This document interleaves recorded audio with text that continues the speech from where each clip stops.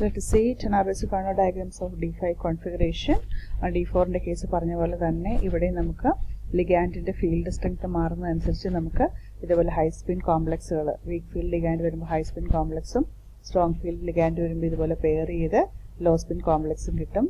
Week field ligand വരുന്ന കേസിൽ T2G3 EG2 ആണ്.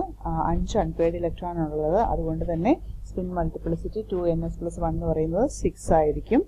അതേസമയം സ്ട്രോങ് ഫീൽഡ് ലിഗാൻഡ് വന്ന് പെയറിംഗ് നടന്നു കഴിയുമ്പോൾ we have only 1 unpaired electron. അതുകൊണ്ട് സ്പിൻ മൾട്ടിപ്ലിസിറ്റി 2ns+1 എന്ന് പറയുന്നത് 2 ആയിരിക്കും. അപ്പോൾ നമ്മുടെ ചെനാബേസ് കാർനോട്ട് ഡയഗ്രം നമുക്ക് ഇവിടെ കാണാം. D5 സിസ്റ്റത്തിന്റെ വീക്ക് ഫീൽഡ് ലിഗാൻഡ് വരുന്ന ഈ വെർട്ടിക്കൽ ലൈനിന്റെ സെപ്പറേറ്റ് ചെയ്യുന്ന വെർട്ടിക്കൽ ലൈനിന്റെ ലെഫ്റ്റ് സൈഡിലേക്ക് വീക്ക് ഫീൽഡ് ലിഗാൻഡ് വരുന്നു. അവിടെ നമ്മുടെ സ്പെക്ട്രോസ്കോപ്പിക് ടേം എന്ന് പറയുന്നത് സ്പിൻ മൾട്ടിപ്ലിസിറ്റി 6ഓട് കൂടിയ S ആണ്. അതേസമയം സ്ട്രോങ് ഫീൽഡ് ലിഗാൻഡ് ആകുമ്പോൾ പെയറിംഗ് നടക്കുന്നുണ്ട്, ഒരു അൺപെയർഡ് ഇലക്ട്രോണേ വരുന്നുള്ളൂ. അപ്പോൾ നമ്മുടെ ടേം സിമ്പിൾ മാറുന്നു. ഓക്കെ, അപ്പോൾ വീക്ക് ഫീൽഡ് ലിഗാൻഡ് വരുമ്പോൾ സ്പ്ലിറ്റ് ചെയ്ത് കിട്ടുന്ന ടേം ലോവസ്റ്റ് കോൺസ്റ്റന്റ് ടേം എന്ന് പറയുന്നത് 6A1 ആണ്. അതേസമയം സ്ട്രോങ് ഫീൽഡ് ലിഗാൻഡ് വരുമ്പോൾ നമ്മുടെ ഗ്രൗണ്ട് സ്റ്റേറ്റ് ടേം എന്ന് പറയുന്നത് ഡബിളറ്റ് T2 ആയിട്ട് മാറും. കറസ്പോണ്ടിങ് എല്ലാ പോസിബിൾ ട്രാൻസിഷൻസും നമുക്ക് കാണിക്കാം. അതുപോലെ കറസ്പോണ്ടിങ് സ്പെക്ട്ര എന്ന് പറയുന്നത് അബ്സോർപ്ഷൻ സ്പെക്ട്രം ഈ രീതിയിലായിരിക്കും നമുക്ക് കിട്ടുക. സോ ചെനാബേസ് കാർനോട്ട് ഡയഗ്രത്തിൽ നമുക്ക് കാണാൻ പറ്റും 6S ടേം അല്ലെ 6S ടേം എങ്ങനെയൊക്കെ സ്പ്ലിറ്റ് ചെയ്യുന്നത്. വീക്ക് ഫീൽഡ് ലിഗാൻഡിന്റെ കേസിൽ 6A1G ടേം ആയിട്ട് സ്പ്ലിറ്റ് ചെയ്യുന്നു. അതാണ് നമ്മുടെ ഏറ്റവും lowest energy term ground state term എന്ന് പറയുന്നത്. ഓക്കെ, സ്ട്രോങ് ഫീൽഡ് ലിഗാൻഡ് വരുമ്പം ഗ്രൗണ്ട് സ്റ്റേറ്റ് ടേം സ്പ്ലിറ്റ് ചെയ്തിട്ട് ഡബിൾ T2G ആവുന്നു. അത് ഏതിന് കറസ്പോണ്ടിങ് ആയിരിക്കും? WHI എന്ന് പറയുന്ന സ്പെക്ട്രോസ്കോപ്പിക് ടേമിന് കറസ്പോണ്ടിങ് ആയിട്ടുള്ള സ്പ്ലിറ്റിംഗ് ആണ് ഇവിടെ നമ്മൾ കാണിച്ചിരിക്കുക. അത് vertical line separates the two States, namely high spin അതായത് വീക്ക് ഫീൽഡ് ലിഗാൻഡും ലോ സ്പിൻ അതായത് സ്ട്രോങ് ഫീൽഡ് ലിഗാൻഡ് വരുന്ന രണ്ട് ഫീൽഡുകൾ തമ്മിൽ സെപ്പറേറ്റ് ചെയ്യുന്നു. ഇനി ഒരു എക്സാമ്പിൾ ഹെക്സാക്വ മാംഗനീസ് 2+ വരുന്നു. D5 സിസ്റ്റം ആണ് നമുക്കറിയാം അല്ലേ. അതുപോലെ വാട്ടർ എന്താണ്? വീക്ക് ഫീൽഡ് ലിഗാൻഡ് ആണ്. സോ ലെഫ്റ്റ് സൈഡാണ് നമ്മൾ മെയിനായിട്ട് കൺസിഡർ ചെയ്യേണ്ടത്. സോ നമുക്ക് രണ്ട് ഇമ്പോർട്ടൻറ്റ് ഒബ്സർവേഷൻസ് ഉണ്ട്. എന്തൊക്കെയാണ്? The bands are very less in terms of intensity and value of molar extension coefficient. കാരണം ഇതിൽ ആപ്പോട്ടെ സ്പിൻ അലൗഡ് ആണെങ്കിൽ ആപ്പോട്ടെ ഫോർവേഡിനായിട്ടുള്ള ട്രാൻസിഷൻ ആണ്. ഈ spectrum is complicated due to large number of overlapping bands അല്ലേ. സെയിം സ്പിൻ മൾട്ടിപ്പിൾസിറ്റി ഉള്ള പല ടേംസും ഉണ്ട്. അപ്പോൾ ഒരുപാട് ഓവർലാപ്പിംഗ് ട്രാൻസിഷൻസ് നടക്കുന്നത് കൊണ്ട്, ഓവർലാപ്പിംഗ് ബാൻഡ്സ് വരുന്നത് കൊണ്ട് സ്പെക്ട്രം കോംപ്ലിക്കേറ്റഡ് ആണ്. മുമ്പത്തെ ഫിഗറിൽ നമ്മൾ കണ്ടിരുന്നു. കോംപ്ലിക്കേറ്റഡ് ആയിട്ടുള്ള സ്പെക്ട്രയാണ് നമുക്ക് കിട്ടുക. The reason for these two observations lies in the Chenabe-Sugano Carnot diagram of the complex. അപ്പോൾ അത്ര കോംപ്ലിക്കേറ്റഡ് ആയിട്ട് സ്പെക്ട്ര കിട്ടുന്ന എന്തുകൊണ്ടാണെന്ന് ചോദിച്ചാൽ നമുക്ക് Chenabe-Sugano കാർനോട്ട് ഡയഗ്രാം വെച്ച് നമുക്ക് എക്സ്പ്ലെയിൻ ചെയ്യാനായിട്ട് പറ്റും. ഒരുപാട് സെയിം മൾട്ടിപ്ലിസിറ്റി ഉള്ള പല ടേംസ് വരുന്നതുകൊണ്ട് മൾട്ടിപ്പിൾ ട്രാൻസിഷൻസ് ഓവർലാപ്പ് ചെയ്ത് വരുന്നതുകൊണ്ടാണ് കോംപ്ലിക്കേറ്റഡ് സ്പെക്ട്ര നമുക്ക് കിട്ടുക.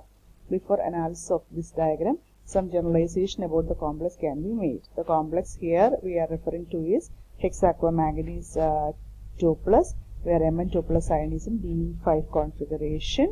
Water is a weak field ligand. So it leads to formation of high spin complex, and it has to be represented by this part of the orbital diagram, the left side of the orbital diagram. So we are talking about a weak field ligand. We have to look at the left hand side of the Chenabe-Sugano diagram. By looking at the diagram, it can be noted that the ground state term is 6A1G. From this ground state, there can be no spin allowed transitions possible since there are no excited states of the same multiplicity. Okay, in this situation, there are no excited state having the same spin multiplicity of 6. Okay, so spin allowed transitions are not possible there. Hence, the bands observed are very less in intensity since originating from forbidden transitions. Okay, അപ്പം ലാപ്പോർട്ടെ selection rule മാത്രമല്ല, ഇവിടെ transitions എല്ലാം എന്താണ്? Spin forbidden transitions ആണ്. അതുകൊണ്ടാണ് complex ആയിട്ടുള്ള week transitions നമുക്ക് കിട്ടുക. Due to this colour of the complex is very pale pink which weakly absorbs and thus low value of absorption coefficient epsilon will be observed. Also, since there are several excited states and several spin forbidden transitions are possible, leading to a complex overlapping spectrum. അപ്പോൾ ഒരുപാട് excited States ഇവിടെ ഉണ്ട്, പക്ഷേ spin multiplicity different ആണ്. അതുകൊണ്ട് multiple number off spin forbidden transitions ആണ് ഇവിടെ നടക്കുക. അങ്ങനെ ആ സ്പിൻ ഫോർബിഡൻ ട്രാൻസിഷൻസ് എല്ലാം ഓവർലാപ്പ് ചെയ്ത് ട്രാൻസിഷൻ കൊണ്ടുണ്ടാവുന്ന ബാൻഡ്സ് എല്ലാം ഓവർലാപ്പ് ചെയ്യുന്നതുകൊണ്ടാണ് കോംപ്ലക്സ് സ്പെക്ട്രം നമുക്ക് കിട്ടുക. ഓർത്തിരിക്കുകയാണ് കേട്ടോ. In this case we are talking about the strong field ligand. Okay, in the case of strong field ligand നമുക്കിവിടെ ലോ സ്പിൻ കോംപ്ലക്സ് ആവും കിട്ടുക. Right side of the Tanabe's diagram. ഇവിടെയും നമുക്ക് ഒരുപാട് transitions possible ആണ്. പക്ഷേ ഇവിടെ നമുക്ക് സ്പിൻ അലൗഡ് ട്രാൻസിഷൻസ് ആണ്. ഡൗൺ സ്റ്റേറ്റ് ഡബിളറ്റ് T2 ആണ്. ഇവിടെ ഡബിൾ ടേംസ് ഒരുപാടുണ്ട് അല്ലേ. അപ്പോൾ പല ട്രാൻസിഷൻസ്, മൾട്ടിപ്പിൾ ട്രാൻസിഷൻസ് ഇവിടെയും പോസിബിൾ ആണ്. പക്ഷേ എല്ലാം സ്പിൻ അലൗഡ് ആണ്. It also leads again to a complicated spectrum that is difficult to interpret. In both cases, determining the value of delta E is quite difficult by the normal theoretical method. അപ്പോൾ weak field ligand വരുന്ന high spin കോംപ്ലക്സുകളിൽ നമുക്ക് complex Spectra കിട്ടാൻ കാരണം എന്ന് പറയുന്നത് spin forward transitions ഒരുപാടെണ്ണം നടക്കുന്നു. അതേസമയം strong field ligand വരുന്ന ലോ സ്പിൻ കോംപ്ലക്സുകളുടെ കേസിൽ ഒരുപാട് ട്രാൻസിഷൻസ് ഓവർലാപ്പ് ചെയ്യുന്നു. പക്ഷെ അതെല്ലാം സ്പിൻ അലൗഡ് ആണ് എന്നും ഓർത്തിരിക്കുക. സോ ഹെക്സാക്വ മാംഗനീസ് 2+, ഹെക്സാക്വ അയൺ 3+ പോലെയുള്ള D5 സിസ്റ്റത്തിന്റെ കേസിലെ ടെനാബേ-സുകാർണോ ഡയഗ്രാം കറസ്പോണ്ടിങ് സ്പെക്ട്രയാണ് ഇവിടെ കാണുന്നത്. ഈ സ്പെക്ട്രൽ പ്രോപ്പർട്ടി നമുക്ക് ടെനാബേ-സുകാർണോ ഡയഗ്രാം വെച്ച് നമുക്ക് എക്സ്പ്ലെയിൻ ചെയ്യാൻ പറ്റും. ഈ രണ്ട് കേസിലും നമ്മുടെ കോംപ്ലക്സുകൾ ഓൾമോസ്റ്റ് കളർലെസ് ആണല്ലേ. കാരണം വാട്ടർ, രണ്ട് കേസിലും വാട്ടർ വീക്ക് ഫീൽഡ് ലിഗാൻഡ് ആണ്. നമ്മൾ ടെനാബേ-സുകാർണോ ഡയഗ്രത്തിന്റെ ലെഫ്റ്റ് സൈഡ് ആണ് കൺസിഡർ ചെയ്യേണ്ടത്. ഗ്രൗണ്ട് സ്റ്റേറ്റ് ടേം സെക്സ്റ്ററ്റ് A1G ആണ്. എന്നാൽ സ്പിൻ മൾട്ടിപ്ലിസിറ്റി ഉള്ള ഒരു എക്സൈറ്റഡ് സ്റ്റേറ്റ് പോലും ഇല്ല. അതുകൊണ്ട് തന്നെ എല്ലാ ട്രാൻസിഷനും സ്പിൻ ഫോർബിഡൻ ആണ്. സ്പിൻ ഫോർബിഡനുമാണ്, ലാപ്പോട്ടെ ഫോർബിഡനുമാണ്. അതുകൊണ്ട് തന്നെയാണ് ഓൾമോസ്റ്റ് കളർലെസ് ആയിട്ടത് എക്സിസ്റ്റ് ചെയ്യുന്നത്. Lowest spectroscopic time sextet S ആണ്. ഓക്കെ, സോ ട്രാൻസിഷൻ നമ്മൾ നോക്കുവാണെങ്കിൽ നമുക്കറിയാം ഗ്രൗണ്ട് സ്റ്റേറ്റിൽ നിന്ന് സെക്സ്റ്ററ്റ് A1Gയിൽ നിന്ന് ക്വാർട്ടറ്റ് T1Gയിലേക്കാണ്. സ്പിൻ മൾട്ടിപ്ലിസിറ്റി ഡിഫറെന്റ് ആണല്ലേ. ഇവിടെയും 4 ആണ്. ഈ കേസുകളെല്ലാം ക്വാർട്ടറ്റ് ടേമിലേക്കാണ് ട്രാൻസിഷൻസ് നടക്കുക. അതുകൊണ്ട് ഇതെല്ലാം സ്പിൻ ഫോർവേഡൻ ട്രാൻസിഷൻസ് ആണ്. ഇന്റൻസിറ്റി വളരെ കുറവായിരിക്കും. ഓക്കെ, സ്പിൻ ഫോർവേഡനുമാണ്, ലാപ്പോട്ടെ ഫോർവേഡനുമാണ്. ഒക്ടാഹെഡ്രൽ സെൻട്രോസിമെട്രിക് കോംപ്ലക്സ് ആയതുകൊണ്ട് അതുകൊണ്ട് ബാൻഡ്സ് എല്ലാം തന്നെ വീക്ക് ആയിരിക്കും. So D5 weak field ligand വരുന്ന ഹൈ സ്പിൻ കോംപ്ലക്സിൽ ട്രാൻസിഷൻസ് ഇവിടെ റെപ്രസെന്റ് ചെയ്തിട്ടുണ്ട്. എല്ലാം സ്പിൻ മൾട്ടിപ്ലിസിറ്റി ഡിഫറെന്റ് ആയിട്ടുള്ള എക്സൈറ്റഡ് സ്റ്റേറ്റുകളിലേക്കാണ് ട്രാൻസിഷൻ നടക്കുക. ഇതെല്ലാം സ്പിൻ ഫോർവേഡൻ ട്രാൻസിഷൻസ് ആണ്. D6 കോൺഫിഗറേഷൻ വരുമ്പോൾ ടെനാബേ-സുകാർണോ ഡയഗ്രാം നോക്കാം. മുൻപ് കേസുകളിലെ പോലെ തന്നെ ഇവിടെയും ലിഗാൻഡിന്റെ ഫീൽഡ് സ്ട്രെങ്ത് അനുസരിച്ചിട്ട് നമുക്ക് ഹൈ സ്പിനോ ലോ സ്പിനോ കോംപ്ലക്സുകൾ വരാം. വീക്ക് ഫീൽഡ് ലിഗാൻഡ് വരുന്ന കേസിൽ high spin complex 4 unpaired electron ഉണ്ടായിരിക്കും. അപ്പോൾ സ്പിൻ മൾട്ടിപ്ലിസിറ്റി എന്ന് പറയുന്നത് 5 ആയിരിക്കും അല്ലേ. ലെഫ്റ്റ് ഹാൻഡ് സൈഡ് കൊണ്ട് നമുക്ക് റെപ്രസെന്റ് ചെയ്യാം. ഇനി സ്ട്രോങ് ഫീൽഡ് ലിഗാൻഡ് വരുന്ന കേസിൽ അൺപെയർഡ് ഇലക്ട്രോൺ ഇല്ല. അതുകൊണ്ട് തന്നെ സ്പിൻ മൾട്ടിപ്ലിസിറ്റി എന്ന് പറയുന്നത് 1 ആയിരിക്കും. Okay, so right hand side കൊണ്ട് നമുക്ക് സ്ട്രോങ് ഫീൽഡ് ലിഗാൻഡ് പ്രസൻസ് നമുക്ക് റെപ്രസെന്റ് ചെയ്യാനായിട്ട് പറ്റും. കറസ്പോണ്ടിങ് സ്പെക്ട്രയാണ് D6 സിസ്റ്റത്തിന്റെ Fe2+ എക്സാമ്പിൾ ആയിട്ട് ആ സിസ്റ്റത്തിന്റെ സ്പെക്ട്ര നമ്മളിവിടെ റെപ്രസെന്റ് ചെയ്തിട്ടുണ്ട്. സോ ഗ്രൗണ്ട് സ്റ്റേറ്റ് ടേം എന്ന് പറയുന്നത് വീക്ക് ഫീൽഡ് ലിഗാൻഡ് വരുന്ന ഹൈസ്പിൻ കേസിൽ 5D ആണ് ഗ്രൗണ്ട് സ്റ്റേറ്റ് സ്പെക്ട്രോസ്കോപ്പിക് ടേം വരുന്നത്. അതിന്റെ സ്പ്ലിറ്റിംഗ് എന്ന് പറയുന്നത് 5T2G ആണ്. ലോവസ്റ്റ് എനർജി ഗ്രൗണ്ട് സ്റ്റേറ്റ് നമ്മൾ എക്സാക്സ് ആയിട്ട് എടുക്കുന്നത് വീക്ക് ഫീൽഡിന്റെ കേസിൽ ഇവിടം വരെ അല്ലേ. In the case strong field ground state term എന്ന് പറയുന്നത് സിംഗ്ലറ്റ് I ആണ്. അത് സ്പ്ലിറ്റ് ചെയ്ത് കിട്ടുന്ന ഗ്രൂപ്പ് തിയററ്റിക്കൽ ടേം എന്ന് പറയുന്നത് സിംഗ്ലറ്റ് A1G ആണ്. അതാണ് സ്ട്രോങ് ഫീൽഡ് ലിഗാൻഡ് വരുന്ന ലോ സ്പിൻ കേസിൽ നമ്മൾ ഗ്രൗണ്ട് സ്റ്റേറ്റ് ആയിട്ട് എടുക്കുക. ഇനി ഹെക്സാക്വ അയൺ 2+ നമ്മൾ നോക്കുമ്പോൾ വാട്ടർ വീക്ക് ഫീൽഡ് ലിഗാൻഡ് ആണ്. സോ ഈ ലെഫ്റ്റ് ഹാൻഡ് സൈഡ് വേണം നമ്മൾ നോക്കാനായിട്ട്. ഗ്രൗണ്ട് സ്റ്റേറ്റ് ഏതാണ്? 5T2G ആണ്. അവിടുന്ന് 5EGയിലേക്കാണ് ട്രാൻസിഷൻ നടക്കുക. ഇതാണ് 5EGയിലേക്ക് ട്രാൻസിഷൻ നടക്കുന്നു. അത് സ്പിൻ അലൗഡ് ട്രാൻസിഷൻ ആണല്ലേ.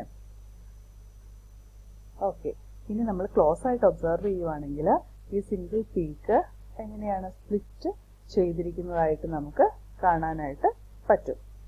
ഒറ്റ പീക്കാണ് നമ്മൾ എക്സ്പെക്ട് ചെയ്യുന്നത്, പക്ഷെ ആ പീക്കിന് സ്പ്ലിറ്റിംഗ് ഉണ്ടാവുന്നുണ്ട്. അതിന് കാരണം എന്താണ്? ജോയിന്റ് ഡിസ്റ്റോർഷൻ ആണല്ലേ. ഇനി ഇത് തമ്മിലുള്ള എനർജി ഗ്യാപ്പ്, ഈ T2G ഈ EG തമ്മിലുള്ള എനർജി ഗ്യാപ്പ് നോക്കിയാൽ നമുക്ക് ഡെൽറ്റ O വാല്യൂ നമുക്ക് കിട്ടും. സോ COF6 മൈനസ് FeH2 പോലെയുള്ള D6 സിസ്റ്റത്തിന്റെ വീക്ക് ഫീൽഡ് വരുന്ന കേസിലെ ടെനാബേ-സുകാർണോ ഡയഗ്രാം ആണ് ലെഫ്റ്റ് സൈഡ് കൊണ്ട് നമ്മൾ റെപ്രസെന്റ് ചെയ്യുന്നത്. കറസ്പോണ്ടിങ് ഒരു സിംഗിൾ പീക്കാണ് 5 T2G നിന്ന് 5 VG സിംഗിൾ പീക്ക് നമ്മൾ എക്സ്പെക്ട് ചെയ്തെങ്കിലും ഇവിടെ നമുക്ക് ഇൻഡന്റ് ജോയിന്റ് ഡിസ്റ്റോർഷൻ വരുന്നതുകൊണ്ടാണ് ഈ സ്പ്ലിറ്റിംഗ് നമുക്ക് വിസിബിൾ ആവുന്നത്. ട്രാൻസിഷൻ സ്പിൻ അലൗഡ് ആണ് 5 T2G to 5 EG ആണ്. ഓക്കെ, സിംഗിൾ പീക്ക് സ്പ്ലിറ്റ് ചെയ്യാൻ കാരണം ഡിസ്റ്റോർഷൻ. D7 കോൺഫിഗറേഷൻ രണ്ട് പോസിബിലിറ്റി ഉണ്ട്. ലിഗാൻഡ് വീക്ക് ഫീൽഡ് ആവുമ്പോഴേക്കും ഹൈ സ്പിൻ കോംപ്ലക്സ് ആയിരിക്കും T2G 5 EG2 എന്ന രീതിയിൽ. അപ്പോൾ നമുക്ക് 3 അൺപെയർഡ് ഇലക്ട്രോൺ ഉണ്ട്. 3 അൺപെയർഡ് ഇലക്ട്രോൺ വരുമ്പോഴേക്കും നമുക്ക് കിട്ടുന്ന സ്പിൻ മൾട്ടിപ്പിൾസ് പറയുന്നത് 4 ആയിരിക്കും, ക്വാർട്ടറ്റ് ആയിരിക്കും. അതേസമയം സ്ട്രോങ് ഫീൽഡ് ലിഗാൻഡ് ആകുമ്പോൾ ഒറ്റ അൺപെയർഡ് ഇലക്ട്രോണേ ഉള്ളൂ. അപ്പോൾ നമുക്ക് കിട്ടുന്ന സ്പിൻ മൾട്ടിപ്ലിസിറ്റി 2 ആയിരിക്കും. അപ്പോൾ വീക്ക് ഫീൽഡ് ലിഗാൻഡ് വരുന്ന ടെനാർവേ-സിഗാനോ ഡയഗ്രത്തിന്റെ ലെഫ്റ്റ് സൈഡിൽ 4 സ്പിൻ മൾട്ടിപ്ലിസിറ്റി വരുന്ന ക്വാർട്ടറ്റ് F ആയിരിക്കും ഗ്രൗണ്ട് സ്റ്റേറ്റ് ടൈം വരിക. അതേസമയം റൈറ്റ് സൈഡിൽ വരുമ്പോഴേക്കും ഡബ്ലറ്റ് ആയിരിക്കും സ്പിൻ മൾട്ടിപ്ലിസിറ്റി എന്ന് പറയുന്നത്. സോ വീക്ക് ഫീൽഡ് ലിഗാൻഡ് വരുമ്പോൾ 4F ആണ് ഗ്രൗണ്ട് സ്റ്റേറ്റ് ടൈം എന്ന് സ്പെക്ട്രോസ്കോപ്പിക് ടൈം എന്ന് നമ്മൾ പറഞ്ഞു. അത് സ്പ്ലിറ്റ് ചെയ്യുന്നത് ക്വാർട്ടറ്റ് T1Gയും ക്വാർട്ടറ്റ് T2Gയും ക്വാർട്ടറ്റ് A2Gയും ആയിട്ടാണ് അത് സ്പ്ലിറ്റ് ചെയ്യുക. F ആണല്ലേ 7 ഡിജനറസി നമ്മൾ മെയിൻറ്റെയിൻ ചെയ്യണം. The next higher term of spin multiplicity is quartet T. അപ്പം ഗ്രൗണ്ട് സ്റ്റേറ്റ് ക്വാർട്ടറ്റ് F മാത്രമല്ല ക്വാർട്ടറ്റ് T ടേംസും അവിടെ വരുന്നുണ്ട്. അത് സ്പ്ലിറ്റ് ചെയ്യുന്നത് ക്വാർട്ടറ്റ് A2G ആയിട്ടായിരിക്കും വീക്ക് ഫീൽഡ് ലിഗാൻഡ് പ്രസൻസിൽ സ്പ്ലിറ്റ് ചെയ്യുക. അപ്പോൾ ട്രാൻസിഷൻ നടക്കാനായിട്ട് ഒരു ലെവൽ കൂടെ നമുക്ക് കിട്ടി അല്ലേ. Under ordinary conditions the most populated state ഏതാണ്? ഗ്രൗണ്ട് സ്റ്റേറ്റ് തന്നെയായിരിക്കും ക്വാർട്ടറ്റ് T2G. Fൽ നിന്നുള്ള ക്വാർട്ടറ്റ് T2G ആയിരിക്കും. Excitation leads to 3 spin allowed absorption bands. ഏതൊക്കെയാണ്? ക്വാർട്ടറ്റ് T1Gയിൽ നിന്നതാണ് ഗ്രൗണ്ട് സ്റ്റേറ്റ് അല്ലേ. ക്വാർട്ടറ്റ് T1Gയിൽ നിന്ന് എഫിൽ നിന്ന് ഉണ്ടാവുന്ന ക്വാർട്ടറ്റ് T1Gയിൽ നിന്ന് ക്വാർട്ടറ്റ് T2Gയിലേക്ക്, ക്വാർട്ടറ്റ് T1G F ഗ്രൗണ്ട് സ്റ്റേറ്റിൽ നിന്ന് ക്വാർട്ടറ്റ് T1G Tയിലേക്ക്, അതുപോലെ ക്വാർട്ടറ്റ് T1G F ഗ്രൗണ്ട് സ്റ്റേറ്റിൽ നിന്ന് ക്വാർട്ടറ്റ് A2Gയിലേക്ക് 3 ട്രാൻസിഷൻസ് ആണ് ഇൻസൈഡ് സ്പിൻ അലൗഡ് നടക്കുക. Tanabe Sugano diagram for this for the strong field case this case is similar to D2 case, and the method to determine the value of delta is also similar. Weak field case നമ്മൾ പറഞ്ഞത്. So D1 weak field case quartet F split ചെയ്തുണ്ടാവുന്ന levels തമ്മിലും quartet T split ചെയ്ത് കിട്ടുന്ന level തമ്മിലുമുള്ള transitions ആണ്. അതുവഴി നമുക്ക് 3 spin allowed fields നമുക്ക് സ്ട്രക്ചറിൽ കിട്ടുന്നു. 3 ട്രാൻസിഷൻസ് are possible.